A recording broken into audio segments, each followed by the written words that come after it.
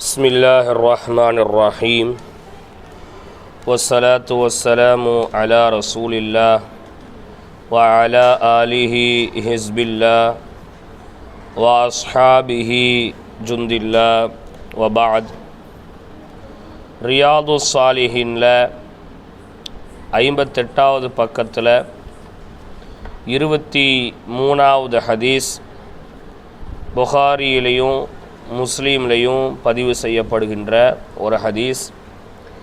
இந்த ஹதீஸினுடைய தலைப்பு என்னவாக அமைக்கப்படுகிறது என்றால், பாவங்களுக்கு ஆணிவேர். ஒரு மனிதன் செய்யக்கூடிய எண்ணற்ற பாவங்களுக்கு எது அடிப்படையாக ஆணிவேராக அமைகிறது என்பதை குறித்தும், அந்த பாவங்களை விட்டும் ஒரு மனிதன் எப்படி தூயவனாக ஆக வேண்டும் என்பதை குறித்தும் தான் இந்த ஹதீஸ் பேசப்படுகிறது. தலைப்பே ரொம்ப வித்தியாசமான ஒரு தலைப்பு. நம்ம இவ்வளோ நேரம் படிச்சுக்கிட்டு இருந்த பாடம் என்ன அப்படின்னா, தௌபா, பாவ மன்னிப்பு தேடுதல் அப்படிங்கிற அந்த ஒரு தலைப்பிலேயே தான் ஏறத்தாழ ஒரு 10 ஹதீஸ் கிட்ட நம்ம படிச்சிருக்கிறோம். ஆனால் இங்கே அந்த தௌபா அப்படிங்கிற அந்த வாசகமே அமைக்கப்படாமல் ஒரு வினோதமான தலைப்பு அமைக்கிறாங்க. பாவங்களுக்கு ஆணிவேராக இருப்பது என்ன அப்படிங்கிறத பற்றி நபி ஸல்லல்லாஹு அலைஹி வஸல்லம் சொன்னாங்க. அந்த ஹதீஸினுடைய தொடர்லேயே பாவ மன்னிப்பு சார்ந்த ஒரு விஷயம் வர்றதுனால இங்கே தௌபாவினுடைய பாடத்தில் இந்த ஹதீஸ் என்ன செய்யப்பட்டிருக்கு, கொண்டு வரப்பட்டிருக்கிறது. அப்போ ரசூல் ஸல்லல்லாஹு அலைஹி வஸல்லம் அவங்க சொல்கிறாங்க, ஒரு மனிதனுடைய எல்லா பாவத்திற்கும் அடிப்படையாக ஆணி வேராக அமைவது என்னவென்றால் அவனுடைய பேராசை தான். மனிதர்களுக்கு இருக்கக்கூடிய பேராசை இருக்கிறதல்லவா, இந்த பேராசையை எந்த பொருளாலும், எந்த பணத்தாலும், எந்த ஒரு சொகுசு வாழ்க்கையாலும் நிரப்பவே முடியாது. ஏன்னா மனிதனுக்கு இருக்கக்கூடிய பேராசை என்பது ஒன்றை விட ஒன்று நல்லதாகவும், ஒன்றை விட ஒன்று சிறந்ததாகவும், இதைவிட அது முக்கியத்துவமானதாகவும் தெரிந்து கொண்டே இருக்கும். அவனுடைய பேராசை என்பது நீண்டு போய்கொண்டே இருக்கும். நபி ஸல்லல்லாஹு அலைஹி வஸல்லம் அவங்க சொல்லக்கூடிய ஹதீஸை பாருங்க, ஹதீஸை கவனிங்க, கையை வச்சு. வஅன் இப்னு அப்பாஸின் ரலியல்லாஹு அன்ஹுமா அன்ன ரசூலல்லாஹி ஸல்லல்லாஹு அலைஹி வஸல்லம் قال لو أن لابن آدم واديا من ذهب أحب أن يكون له واديان ولن يلمأ فاؤه إلا التراب ويتوب الله على من تاب. متفق عليه. முத்தஃபக்குன் அலைஹி அப்படின்னு எங்கெல்லாம் வருதோ அங்கெல்லாம் ஆதாரபூர்வமான 6 நூல்களிலும் பதியப்பட்ட ஹதீஸ் அப்படிங்கிறத காமிப்பதற்காக முத்தஃபக்குன் அலைஹி அப்படின்னு சொல்லுவாங்க. புகாரி, முஸ்லீம், இப்னு மாஜா, திருமதி, நஸஈ, முஸ்னத் அஹமது, இந்த 6 கிதாபும் தான் ஆதாரபூர்வமான 6 நூல்கள். இந்த ஆதாரபூர்வமான 6 நூல்களில் ஒரு ஹதீஸ் பதியப்பட்டு இருந்து அந்த ஹதீஸை வேறு யாரையாவது எங்கேயாவது எடுத்து எழுதுனா அவங்க முத்தஃபக்குன் அலைஹி அப்படின்ட்டு என்ன செய்வாங்க, பதிவு செய்வாங்க. அப்படி பதிவு செய்வதனுடைய அடையாளம் என்னென்னா, அந்த 6 கிதாப்லையும் இந்த ஹதீஸ் இருக்குது அப்படிங்கிறதுக்கான அடையாளமாக அப்படி பதிவு செய்கிறாங்க. அப்போ என்ன சொல்கிறாங்க ரசூலுல்லாஹ்? இப்னு அப்பாஸ் ரலியல்லாஹு தஆலா அன்ஹு அவங்க அறிவிக்கிறாங்க, அன்ன ரசூலுல்லாஹி ஸல்லல்லாஹு அலைஹி வஸல்லம், நிச்சயமாக நபி ஸல்லல்லாஹு அலைஹி வஸல்லம் அவர்கள் சொன்னார்கள். என்ன சொன்னாங்க? லவ் அன்னலி இப்னி ஆதம வாதியன் மின் தஹபின், ஆதமனுடைய மகனுக்கு என்று சொன்னால் மனிதர்களுக்கு அப்படின்னு வச்சுக்கோங்க. மனிதர்களுக்கு வாதியன் மின் தஹபின், தங்கத்தால் ஆன மிகப்பெரிய ஓடை ஒன்றை அல்லாஹ் கொடுத்திருந்தால், லவ் அன்னலி இப்னி ஆதம, ஆதமனுடைய மகனுக்கு இருந்தால், என்ன இருந்தால்? வாதியன், ஓடை இருந்தால். என்ன ஓடைங்க? மின் தஹபின், தங்கத்திலான ஒரு ஓடை ஒன்று இருந்ததுன்னு சொன்னா, ஓடைனா என்னன்னு தெரியுதா?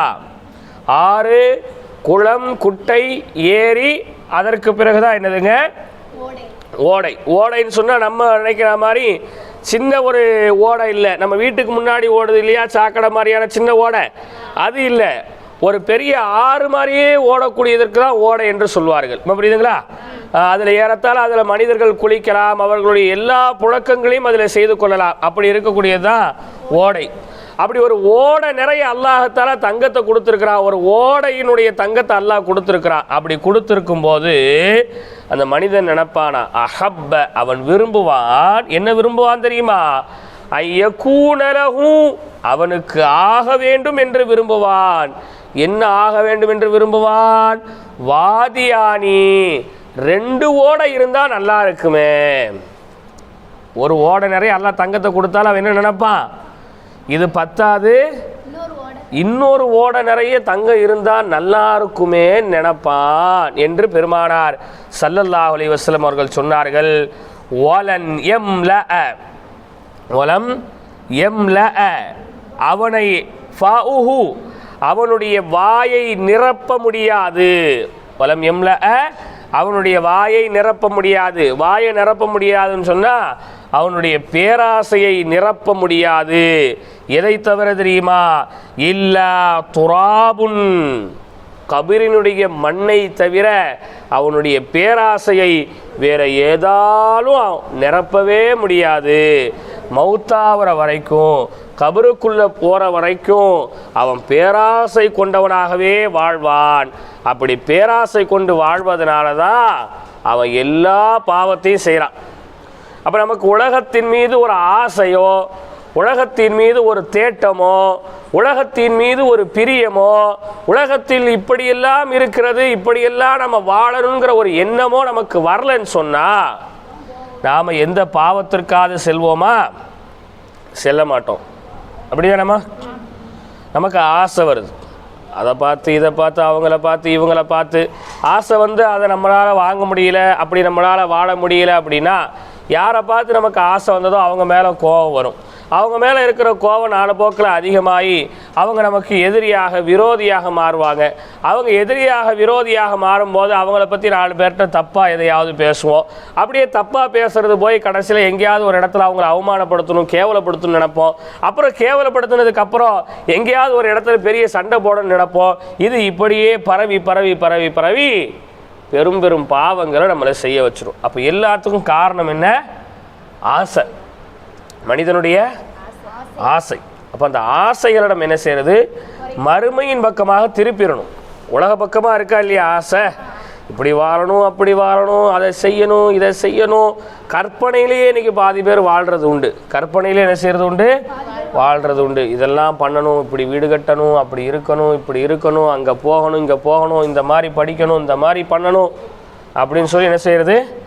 கற்பனையிலேயே வாழ்கிறது. அப்போ இந்த கற்பனைங்கிறது காலப்போக்கில் அப்படியே அதிகரித்து அதிகரித்து அதிகரித்து தான் ஆசைப்பட்ட ஒன்றை அடைவதற்காக எந்த தவறுக்கு வேணாலும் போயிடுவாங்க.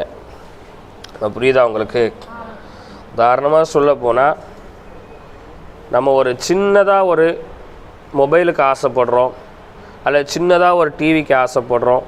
அந்த சின்னதே நம்மளுடைய வருமானத்தை கவனித்து பெருசாக இருந்ததுன்னு சொன்னால் நாம் உடனே வட்டிக்கு போயிடுவாங்க. அப்படி தானே? இப்போ உதாரணத்துக்கு ஒரு சின்ன ஒரு ஃப்ரிட்ஜு வாங்கணும் எல்லாரும் ஆசைப்படுறது நியாயம்தான். அது வீட்டுக்கு தேவையான பொருளும் தான்.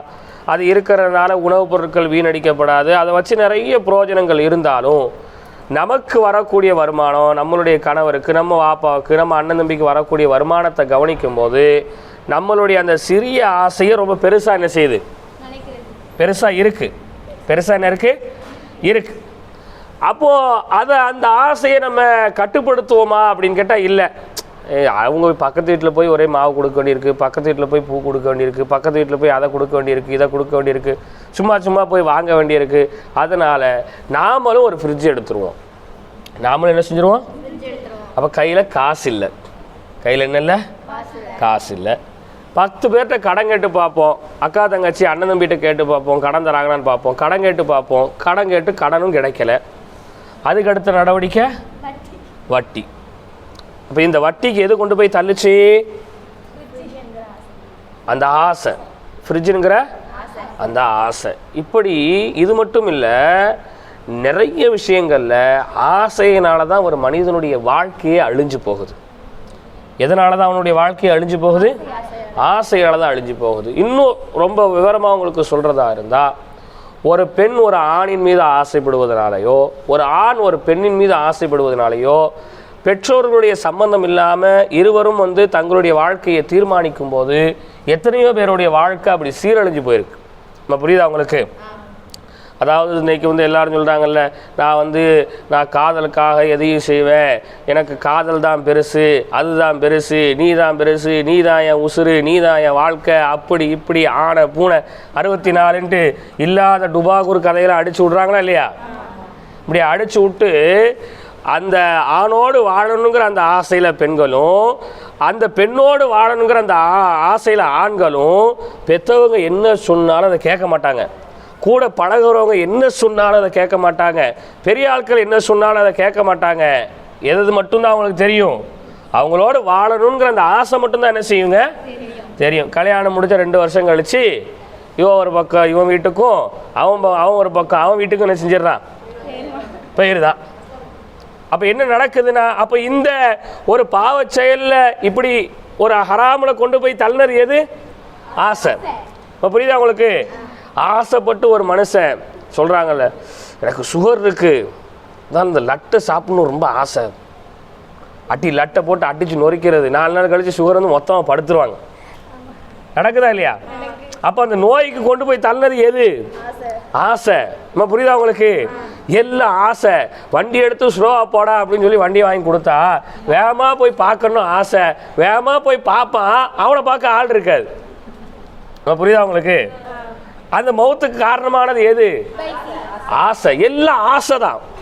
அந்த ஆசையை நம்ம என்ன செய்யறது? அடக்கி கொள்ளணும். ஆசை என்ன செய்யறது? அடக்கி கொள்ளணும். நம்ம ஆசைப்படணும், ஆனால் நமக்கு அது தேவையாக இருந்தால், அது நம்ம தகுதிக்கு உட்பட்டு இருந்தால் நம்ம என்ன செய்யணும்? ஆசைப்படணும். இன்னும் சில பேர் சொல்லுவாங்க, உன் தகுதி எதுங்கிறத நீ என்ன செய்யக்கூடாது, மற்றவன் என்ன செய்யக்கூடாது, முடிவு பண்ணக்கூடாது, உன் தகுதியை நீ தான் முடிவு பண்ணணும், இல்லாத சொல்ல ஏற்றி விட்டுருவானுங்க. இல்லாத சொல்லி என்ன செய்வான்? ஏற்றி விடுவான். ஒருத்தன் 10,000 கையில் வச்சுக்கிட்டு 5 லட்ச ரூபா பைக்கின் மேலே ஆசைப்படுறான். அவன்கிட்ட போய் இதெல்லாம் உன் ஆசைக்கு உன் தகுதிக்கு இதெல்லாம் சரிப்பட்டு வராதரா, நீ ஒழுங்காக ஒரு நல்ல பைக்கை எடுத்துகிட்டு போனீங்கன்னா, ஏன் தகுதி என்ன நீ முடிவு பண்ண, நீ யார்? நான் அதான் 5 லட்ச ரூபாக்குள்ளே தான் எடுப்பேன். 10,000 ரூபா கட்டிட்டு 5 லட்ச ரூபா கூட எடுப்பான். ஒரு மாதம் வண்டியை ஓட்டுவான், மறுநாள் பெட்ரோல் போட காசு இருக்காது, வண்டியை வந்த விலைக்கு விற்றுருவான். புரியுதா உங்களுக்கு?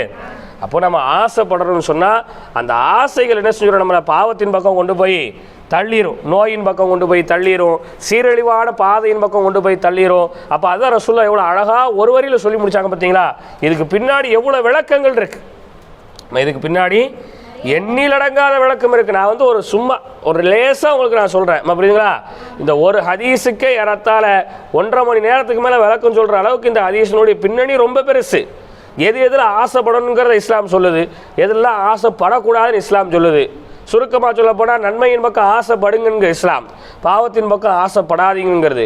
மறுமையின் மீது ஆசைப்படுங்க அப்படிங்கிறது, உலகத்தின் மீது ஆசைப்படாதீங்க அப்படிங்கிறது.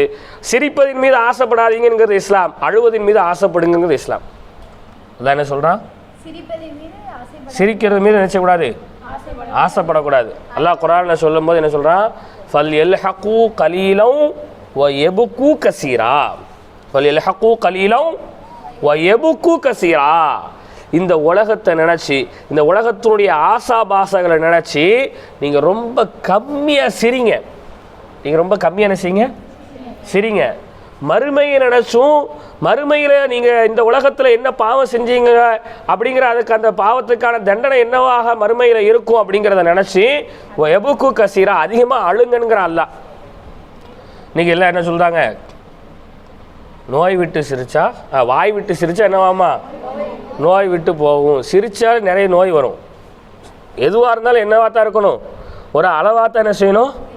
இருக்கணும். நம்ம புரியுதுங்களா? இப்போ நோய் விட்டு போகும்னு சொல்கிறாங்க. ஒரு ஆள் தொடர்ந்து 1 மணி நேரம் சிரிச்சா என்ன ஆகும்? என்ன ஆகும்? வயிறு வலி. அப்போ வயிறு வலிங்கிறது என்னது? நோய். அப்போ வாய் விட்டு சிரிச்சா நோய் வருதா, நோய் போதா? வருது. அப்போ என்ன செய்யுது?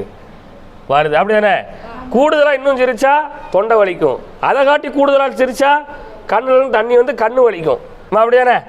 அப்போ அதிகமாக சிரிக்கிறதுனால உள்ளங்கள் செத்து போயிடும். அதிகமாக சிரிக்கிறதுனால என்ன ஆகும்? உள்ளம் செத்து போயிடும். உள்ளத்தில் இருக்கக்கூடிய இரக்கத்தன்மை அல்லாஹ் ரப்பல் ஆலமீன் சாகடிச்சிடுவான். இப்போ புரியுதா? எந்த ஒன்று சொன்னாலும் சில பேர் சிரிப்பாங்க, சிரிச்சுக்கிட்டே இருப்பாங்க. அவங்க ஏன் சிரிக்கிறாங்கன்னு அவங்களுக்கு என்ன செய்யாது, தெரியாது. அவர் ஏன் சிரிப்பாங்கன்னு தெரியாதுன்னு சொன்னால் அதுக்கு ஒரு சிரிப்பு. இப்போ புரியுதா அவங்கள்ட்ட? இப்படிதான் ஒரு ஆள் வந்து அவசரத்தில் அவங்க வீட்டில் அவங்க அம்மா உடம்பு சரியில்லை அப்படின்னு ஒரு ஆள்கிட்ட வந்து ரொம்ப கவலையோடு என்ன செய்கிறாரு, சொல்கிறாரு, எப்பா எங்கள் அம்மாவுக்கு உடம்பு சரியில்லை, என்ன செய்யணும் தெரியலை, என்ன செய்யணும் தெரியலை. அந்த ஆள் கவலையோடு அழுதுகிட்டே சொல்லும்போது இந்த ஆள் சிரிச்சுக்கிட்டே இருந்திருக்கான். இல்லை எங்கள் அம்மாவுக்கு உடம்பு சரியில்லைன்னு சொல்லுதேன், நான் அழுதுகிட்டு இருக்கேன், நீ சிரிச்சுக்கிட்டு இருக்க. இப்போ வள்ளுவர் என்ன சொல்லியிருக்காரு, கவலை வரும்போது சிரிக்கணும்னு என்ன செஞ்சுருக்காரு, சொல்லியிருக்காரு. உனக்கு கவலை வந்திருக்கு, எனக்கு என்ன செய்யுது, சிரிப்பு வருது அப்படின்னு சொல்லி அவன் என்ன செஞ்சிட்ருக்கான், சிரிச்சுக்கிட்டே இருக்கான். வந்தவன் என்ன செஞ்சுருக்கிறான், அவன் கழுத்தில் கத்தி வச்சுட்டு இவன் சிரிச்சிருக்கான். இப்போ நீ ஏன்டா சிரிக்க? ஆமாம், இப்போ நான் உன்னை வெட்டினா உனக்கு தானே கவலை வரப்போகுது, எனக்காக கவலை வரப்போகுது, நான் என்ன செய்கிறேன், சிரிக்கிறேன் அப்படின்னு இருக்கான். அப்போ எங்கே சிரிக்கணுமோ அங்கே தான் என்ன செய்யணும், சிரிக்கணும். எங்கே வந்து ரொம்ப கவனமாக பேசணுமோ அங்கே ரொம்ப கவனமாக பேசணும். அப்போ அந்த பேர ஆசைகளை நம்ம என்ன செய்யறதுங்க, குறைத்து கொள்வது. நம்ம புரியுதுங்களா? அப்போ இன்றைக்கி நிறைய ஹராமான ஆசைகளில் இன்றைக்கி நிறைய பேர் என்ன செஞ்சுட்டு இருக்காங்க, சுற்றிக்கிட்டு இருக்கிறாங்க. அதிலும் குறிப்பாக இஸ்லாமியர்கள் இன்றைக்கு நவீன காலத்தில் எதன் மீது ஆசைப்படணும், எப்படி ஆசைப்படணும் அப்படிங்கிறது தெரியாமலே என்ன செய்கிறாங்க, எது எது மேலேயோ ஆசைப்படுறாங்க, எதையோ நினைக்கிறாங்க. அதெல்லாம் பாவத்திற்கான ஆணி வேறாக என்ன செய்கிறது இருக்கிறது. அப்புறம் சுசல்லாசம் சொன்னாங்க, இல்லை துராபு, கபருடைய மண்ணை தவிர அவனுடைய வாயை வேறு எதுவும் நிரப்பாது. வயதூபுல்லாஹு அலைய வயதூபுல்லாஹு அலை அலா மன் தாப, யார் அல்லாஹ்விடத்திலே தௌபா செய்து திரும்பி விடுகின்றார்களோ அல்லாஹ் அவர்களை மன்னித்து விடுகின்றான். அல்லாஹ் அவங்களை என்ன செஞ்சிடறான், மன்னிச்சிட்றான். அப்போ நம்ம என்ன செய்யறதுங்க, ஒரு பாவம் செஞ்சிட்டோம், ஒரு தவறுதலான ஒரு ஆசையை மேற்கொண்டுட்டோம் சொன்னால் கூட அல்லாஹ்ட்ட உடனே நம்ம என்ன செஞ்சிடணும், தௌபா செஞ்சிடணும். அப்படி தௌபா செஞ்சிட்டோம் சொன்னால் நம்மளை அல்லாஹ் ரப்புல் ஆலமீன் மன்னித்து விடுகின்றான் என்று பெருமானார் ஸல்லல்லாஹு அலைஹி வஸல்லம் அவங்க சொல்லி காமிக்கக்கூடிய இந்த ஹதீஸ் புகாரி முஸ்லிம்ங்கிற நபிமொழி தொகுப்பில் பதிவு செய்யப்படுகிறது.